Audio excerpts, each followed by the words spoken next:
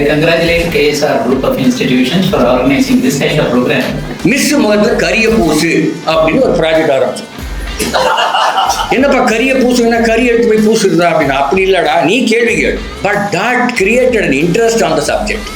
What should be the basis for which we decide what is to be taught?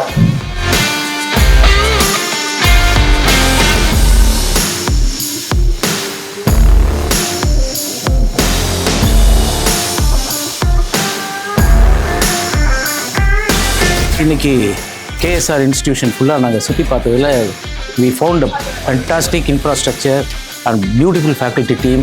ரொம்ப நல்லா இருந்தது.